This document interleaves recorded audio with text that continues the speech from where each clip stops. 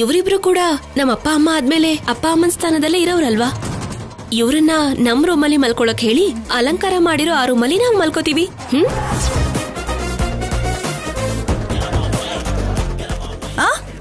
ಇಲ್ಲ ಇಲ್ಲ, ನಾವಲ್ಲಿ ಮಲ್ಗಲ್ಲ.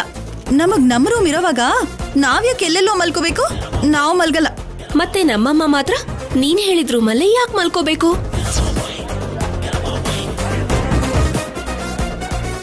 ಅದೇನ್ ಪಲ್ಲವಿ ಹಾಗೆ ಮಾತಾಡ್ತಾ ಇದೀಯಾ? ಕಲ್ಯಾಣಿ ನಿಮ್ಮನ್ನ ತಂದೆ ತಾಯಿ ಸ್ಥಾನದಲ್ಲಿ ನಿಲ್ಲಿಸಿ ನಿಮ್ಮ ಗೌರವ ಕೊಡ್ತಾ ಇದ್ರೆ ಸಂತೋಷ ಪಡೋದ್ ಬಿಟ್ಟು ಹಾಗೆ ಮಾತಾಡ್ತಿದ್ಯಾ? ಅಣ್ಣ, ನಿಮ್ಗೇನು ಗೊತ್ತಾಗಲ್ಲ, ನೀವ್ ಸುಮ್ನಿರಿ. ಪಕ್ಕದ ರೂಮಲ್ಲೇ ನಾವಿರೋದಕ್ಕೆ ನಮ್ಮನಿಲ್ ಮಲ್ಕೊಳ್ಳಿ ಅಂತ ಹೇಳ್ತಿದ್ದಾರೆ ಬಿಟ್ರೆ, ಅದೇ ನಾವ್ ಅಲ್ಲೆಲ್ಲೋ ಇದ್ದಿದ್ರೆ ನಮ್ಗೆ ಈ ತರ ಮಲ್ಕೋ ಅಂತ ಹೇಳ್ತಿದ್ರಾ? ಯಾವ್ದಾದ್ರು ಬೇರೆ ಊರಲ್ಲಿ ಇದ್ದಿದ್ರೆ ಅದಕ್ಕೆ ತಕ್ಕ ಹಾಗೆ ನಾವ್ ಏನಾದ್ರೂ ಮಾಡಬಹುದಾಗಿತ್ತು. ಈಗ ಬೇರೆ ಊರು ಅಲ್ಲ, ಬೇರೆ ಮನೆನೂ ಅಲ್ಲ, ಪಕ್ಕದ ರೂಮ್ಗಳೇ ಅಲ್ವಾ. ಅದಕ್ಕೆ ಹಾಗೆ ಮಾಡಿದ್ರೆ ಒಳ್ಳೇದು ಅಂತ ಹೇಳ್ತಾ ಇದ್ದೀನಿ. ಈಗ ಇದನ್ನೆಲ್ಲ ಹೇಳ್ತಿದ್ಯಾ? ಆದ್ರೆ ಮೊದಲನೇ ಸಲ ಪ್ರಸ್ತಾವ ಮಾಡಿಸಿದಾಗ ಯಾಕೆ ಆಚಾರಗಳನ್ನೆಲ್ಲ ಪಾಲನೆ ಮಾಡ್ಲಿಲ್ಲ?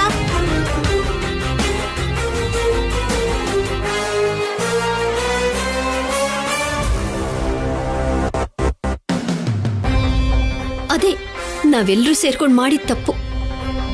ಅದೇ ಇಷ್ಟೆಲ್ಲ ಅನರ್ಥಗಳಿಗೆ ಕಾರಣ ಆಗೋಯ್ತು. ಅವತ್ತು ನನ್ನ ಮಗಳಿಗೆ ಹಾಗೆ ಮಾಡದೆ ಹೋಗಿದ್ದಕ್ಕೆ ಇಲ್ಲಿವರೆಗೂ ಅವಳು ಇಷ್ಟೊಂದು ಕಷ್ಟ ಅನುಭವಿಸಿದ್ಲೋ ಏನೋ. ಬೇಡ ದಮಯಂತಿ, ಮತ್ತೆ ಅವಳಿಗಿಂತ ಕಷ್ಟಗಳು ಬರೋದು ಬೇಡ.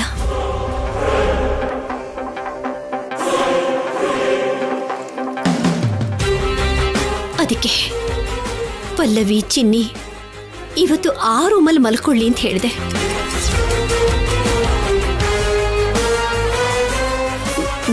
ನಿಮ್ಗೇನಾದ್ರೂ ಅನುಮಾನ ಇದ್ರೆ ಹೇಳಿ, ಅಮ್ಮನ್ನ ಕರೆಸ್ತೀನಿ, ಅವರೇ ಹೇಳ್ತಾರೆ.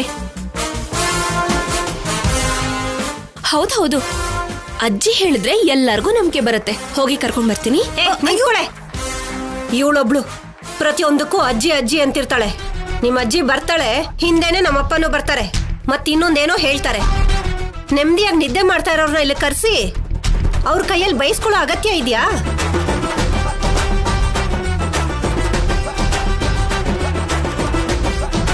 ಸರಿ ಬಿಡು ಪಲ್ಲವಿ, ಆಚಾರ ಅದು ಇದು ಅಂತ ಏನೇನೋ ಹೇಳ್ತಿದಾರಲ್ಲ, ಏನೋ ಒಂದು ಮಾಡ್ಕೊಂಡ್ಲಿ ಬಿಟ್ಬಿಡು. ಅದಕ್ಕೆ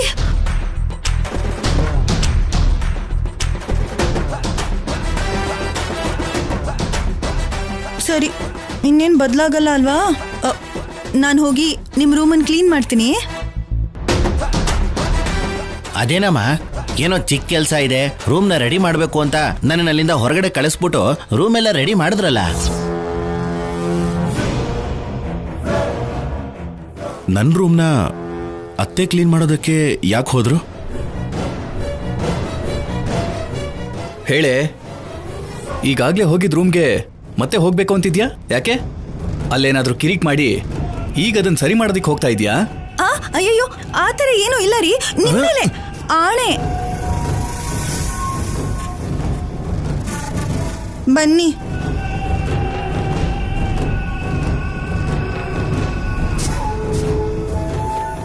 ಬಾಲಾಜಿ, ನೀನು ಹೋಗಿ ಮಿಕ್ಕ ಕೆಲಸ ಎಲ್ಲ ನೋಡ್ಕೋ. ಸರಿ ಅಮ್ಮರೇ.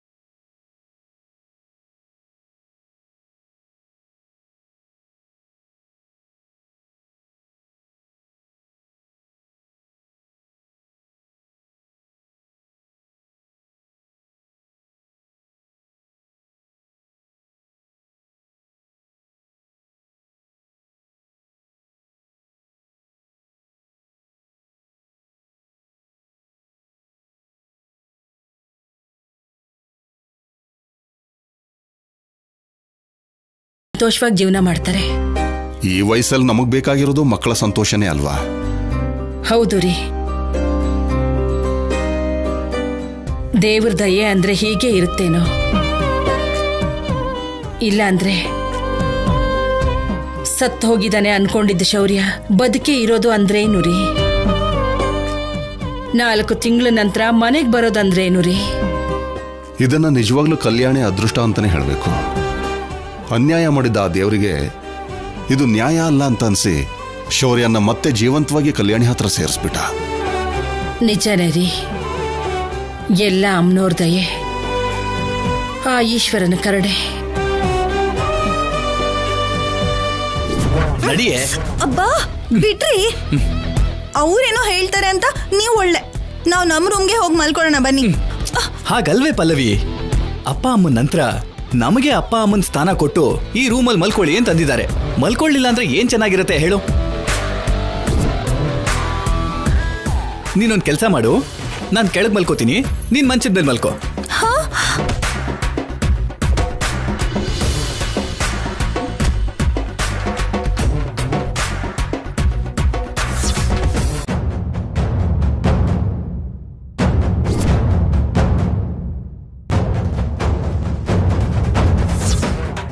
ಬೇಡ ಬೇಡ, ನಾನ್ ಕೂಡ ನಿಮ್ ಜೊತೆ ಕೆಳಗೆ ಮಲ್ಕೋತೀನಿ. ಇಲ್ಲ ಅಂದ್ರೆ ನೀವೊಬ್ರೆ ಹಾಯಾಗಿ ಮಂಚದ ಮೇಲೆ ಮಲ್ಕೊಳ್ಳಿ, ನಾನು ಒಬ್ಳೆ ಕೆಳಗೆ ಮಲ್ಕೋತೀನಿ. ಅದ್ ಹೇಗೆ ಪಲ್ಲವಿ, ನೀನ್ ಯಾವತ್ತಾದ್ರೂ ಕೆಳಗಡೆ ಮಲ್ಕೊಂಡಿದ್ಯಾ? ಆದ್ರೂ ನನ್ನ ಹೆಂಡತಿ ಕೆಳಗೆ ಮಲ್ಕೊಂಡ್ರೆ ನನಗೆ ನೋಡಕ್ಕಾಗತ್ತಾ?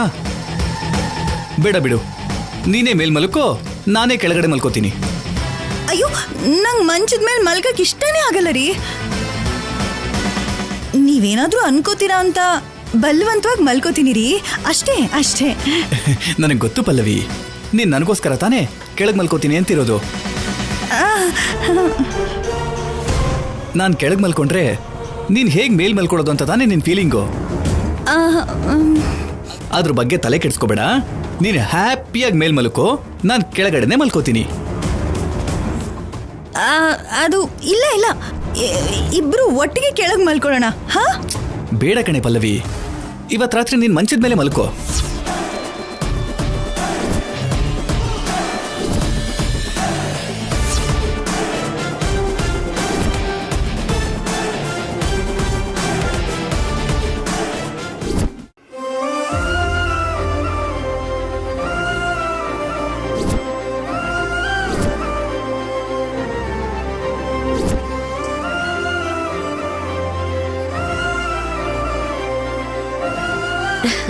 ಶೌರ್ಯ, ನಿನಗಿದು ಪುನರ್ಜನ್ಮ.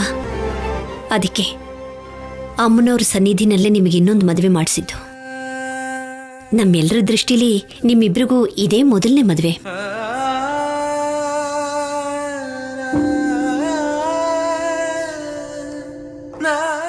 ನಿಮ್ಮ ಜೀವನದಲ್ಲಿ ಕಳೆದು ಹೋದ 4 ತಿಂಗಳುಗಳು ಇರ್ಲೇ ಇಲ್ಲ ಅಂತ ಅನ್ಕೊಳ್ಳಿ.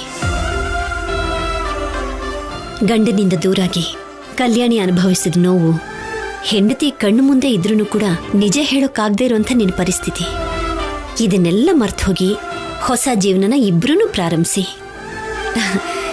ನವ ದಂಪತಿಗಳ ಥರ ಹೊಸ ಜೀವನನ ನಡೆಸಿ. ಈ ಕ್ಷಣದಿಂದ ನಿಮ್ಮಿಬ್ರಿಗೂ ಒಳ್ಳೇದೇ ನಡಿಬೇಕು. ನಡಿ. ಯಜಮಾನ್ರೆ ತಗೊಳ್ಳಿ, ಐಸ್ ಕ್ರೀಮ್ ತಗೊಂಬಂದಿದ್ದೀನಿ. ಥ್ಯಾಂಕ್ಸ್ ಬಾಲಾಜಿ, ನೀನ್ ಹೊರಡು. ಐಸ್ ಕ್ರೀಮ್ ಯಾಕೆ? ನಡಿ ಹೇಳ್ತೀನಿ. ನನಗೆ ಗೊತ್ತು ಪಲ್ಲವಿ, ನೀನ್ ನನಗೋಸ್ಕರನೇ ಅಲ್ವಾ ಕೆಳಗೆ ಮಲ್ಕೋತೀನಿ ಅಂತಿರೋದು. ನಾನು ಕೆಳಗೆ ಮಲ್ಕೊಂಡ್ರೆ ನೀನ್ ಹೇಗ್ ಮೇಲ್ ಮಲ್ಕೊಳ್ಳೋದು ಅಂತ ತಾನೇ ನಿನ್ ಫೀಲಿಂಗು. ಅದ್ರ ಬಗ್ಗೆ ತಲೆ ಕೆಡಿಸ್ಕೋಬೇಡ, ನೀನ್ ಹ್ಯಾಪಿಯಾಗಿ ಮೇಲ್ ಮಲ್ಕೋ, ನಾನು ಕೆಳಗಡೆನೆ ಮಲ್ಕೋತೀನಿ. ಅದು ಇಲ್ಲ ಇಲ್ಲ, ಇಬ್ರು ಒಟ್ಟಿಗೆ ಕೆಳಗೆ ಮಲ್ಕೊಳ್ಳೋಣ. ಬೇಡ ಕಣೆ ಪಲ್ಲವಿ, ಇವತ್ ರಾತ್ರಿ ನೀನ್ ಮಂಚದ ಮೇಲೆ ಮಲ್ಕೋ.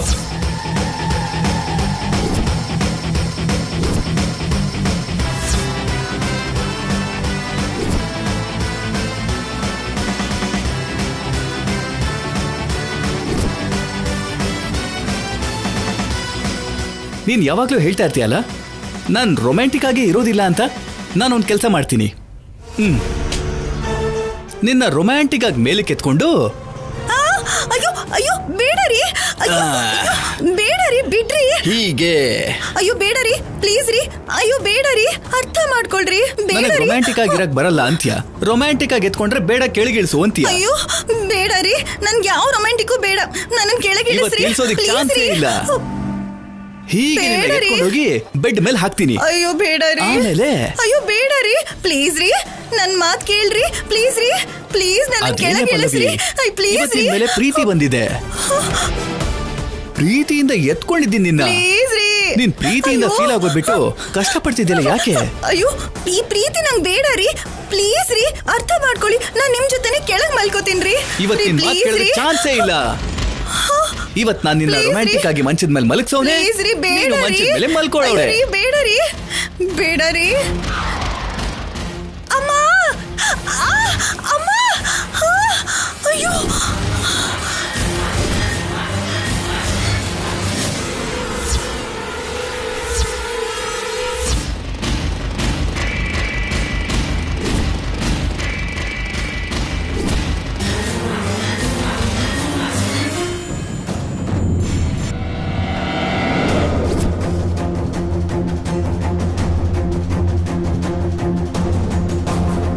ಬಾಲಾಜಿ, ನೀನ್ ಯಾಕೆ ಹೊರಗಡೆ ನಿಂತಿದೀಯಾ? ಪಲ್ಲವಿ ಅಮ್ಮೋರು, ಅದು ನೀವೇನೋ ಮಾಡಬೇಕಾಗಿರೋ ನಿಯಮ ಇದೆಯಂತಲ್ಲ, ಅದನ್ನ ಮಾಡಿ ಬರ್ತೀನಿ, ನೀನ್ 10 ನಿಮಿಷ ಹೊರಗಡೆ ಇರು ಅಂತ ಹೇಳಿದ್ರಮ್ಮ. ಹಾಗೆ ಹೇಳಿದ್ಲಾ? ಸರಿ, ನೀನೊಂದು ಕೆಲಸ ಮಾಡು. ಆ ಎಲ್ಲ ಅಲಂಕಾರನೂ ಈ ರೂಮಲ್ಲಿ ಮಾಡಬೇಡ, ನನ್ನ ರೂಮಲ್ಲಿರೋ ಬೆಡ್ ಮೇಲೆ ಮಾಡು. ಇವತ್ತು ನಾನು ಅಮ್ಮನ ರೂಮಲ್ಲೇ ಮಲ್ಕೋತೀನಿ. ಸರಿನಮ್ಮ.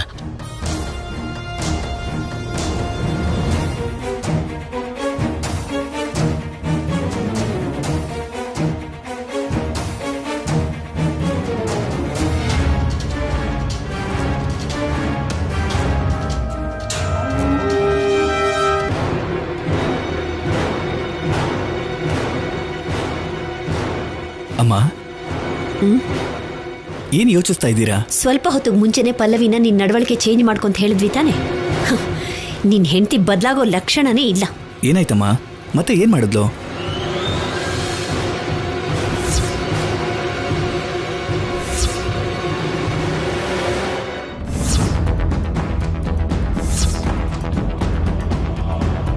ಅವಳು ಕಲ್ಯಾಣಿ ಮೇಲೆ ಕೋಪ ಮಾಡ್ಕೋತಾ ಇದ್ದಾಳ. ಸರಿ, ಅವಳ ವಿಷಯ ನಾನು ನೋಡ್ಕೋತೀನಿ ಬಿಡಿಮ್ಮ. ನೀವೇನ್ ಮನ್ಸಿಗೆ ಹಚ್ಕೋಬೇಡಿ, ಎಲ್ಲ ಸರಿ ಹೋಗುತ್ತೆ.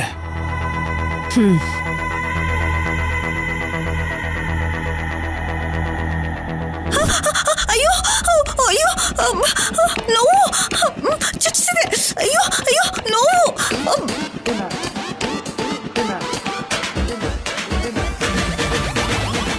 ಹೀಗೆ ಆಗ್ಬೇಕು ನಿನಗೆ? ಅಯ್ಯೋ ಆಗ್ತಾ ಇಲ್ಲ, ನೋವು. ಅಯ್ಯೋ ಲೇ, ಜೋರ ಕಿರ್ಚ್ಬೇಡ್ವೆ. ನಾನು ನಿನ್ಗೇನು ಮಾಡ್ತಾ ಇದ್ದೀನಿ ಅಂತ ಅನ್ಕೋತಾರೆ. ಅಮ್ಮ, ನಿಮ್ಮನ್ನ. ಅಮ್ಮ, ಅಯ್ಯೋ ನೋವು. ಅಮ್ಮ, ಅಮ್ಮ, ಅಮ್ಮ, ಅಯ್ಯೋ ನೋವು. ನಿಮ್ಮನ್ನ. ಏನೇ, ನೀನ್ ಹಾಕಿದ ಮೊಳೆಗಳು ನಿನಗೆ ಚುಚ್ಕೋತಾ ಇದೆಯಾ?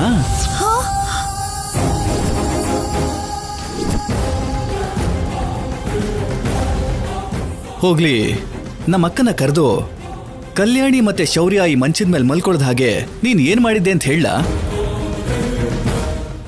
ಅವಳು ಕೂಡ ನಿನ್ನೊಂದ್ಸಲ ಪ್ರೀತಿಯಿಂದ ಎತ್ಕೋತಾಳೆ. ಅಂದ್ರೆ ನಿಮ್ಗಿದೆಲ್ಲ ಮೊದ್ಲೇ ಗೊತ್ತಿತ್ತಾ? ಗೊತ್ತಿಲ್ಲದೆ ಹೇಗೆ ಇರುತ್ತೆ? ಬೆಕ್ಕು ಕಣ್ಮುಚ್ಕೊಂಡು ಹಾಲು ಕುಡ್ದಂಗೆ ನೀನ್ ಈ ಕೆಲ್ಸನೆಲ್ಲ ಮಾಡಿದ್ರೆ ಯಾರಿಗೂ ಗೊತ್ತಾಗಲ್ಲ ಅಂತ ಅನ್ಕೊಂಡಿದ್ಯಾ? ಅನುಪಮ ಅಮ್ಮನೇ ನನಗೆ ಮೊದಲು ಹೇಳಿದ್ದು. ಕಲ್ಯಾಣಿ ಹೇಳಿದ್ಮೇಲೆ ನನಗೆ ಪೂರ್ತಿ ಅರ್ಥ ಆಯ್ತು. ಅದ್ರ ಜೊತೆಗೆ ನಿನ್ ಕಣ್ಣಲ್ಲಿದ್ದ ಭಯ. ನೀನ್ ಅವ್ರನ್ನ ಈ ರೂಮಲ್ಲಿ ಮಲ್ಕೊಳ್ಳಿ ಅಂತ ಹೇಳಿ ನಾನ್ ಮಾತ್ರ ಮಲ್ಗಲ್ಲ ಅಂತ ಅಂದಿದ್ದು ನನ್ನ ಅನುಮಾನ ಇನ್ನೂ ಗಟ್ಟಿ ಆಗೋ ಹಾಗೆ ಮಾಡ್ತು. ಅದಕ್ಕೆ ನಿನಗೆ ಈ ಥರ ಟ್ರೀಟ್ಮೆಂಟ್ ಕೊಡದೇ ಇದ್ರೆ ನೀನ್ ಮಾತನ್ನು ಕೇಳಲ್ಲ ಅಂತ ಅನುಪಮ ಅಮ್ಮ ಹೇಳಿದ್ರು. ಈಗ ನಾನು ಮಾಡಿದ್ ಕೂಡ ಅದೇ. ನಾವೆಲ್ಲ ಎಷ್ಟು ಹೇಳಿದ್ವಿ, ಆದ್ರೂ ನೀನ್ ಬದಲಾಗ್ಲಿಲ್ಲ. ಅದಕ್ಕೆ ನೀನ್ ಹಾಕಿದ ಮೊಳೆಗಳ ಮೇಲೆ ನಿನ್ನನ್ನೇ ಹಾಕ್ದೆ. ನಿನಗೆ ಮಲಗಬೇಕು ಅಂತಂದ್ರೆ ಈ ಮಂಚದ ಮೇಲೆ ಮಲಕ್ಕೋ. ಕೆಳಗಡೆಗೇನಾದ್ರೂ ಬಂದ್ರೆ ನಿನ್ ಕೈ ಕಾಲು ಮುರಿದು ಹಾಕ್ಬಿಡ್ತೀನಿ. ಮಲ್ಕೋ. ನಿಮ್ಮನ್ನ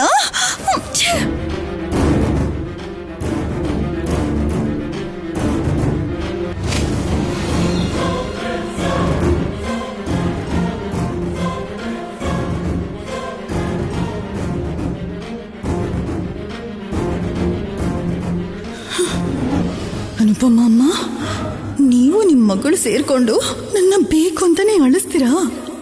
ನನ್ನ ಗಂಡನ ಕೈಲಿ ನನ್ನನ್ನು ಬೆಡ್ ಮೇಲೆ ಮಲಗಿಸೋ ಹಾಗೆ ಮಾಡಿ ಆ ಮೊಳೆಗಳು ನನಗೆ ಚುಚ್ಚೋ ಥರ ಮಾಡ್ತೀರಾ? ನೋಡ್ಕೋತೀನಿ. ನನಗೆ ಎಂಥ ಅವಕಾಶ ಸಿಗದೆ ಇರುತ್ತಾ ಅವತ್ತು ನಾನು ಯಾರು ಅಂತ ನಿಮಗೆ ತೋರಿಸ್ತೀನಿ.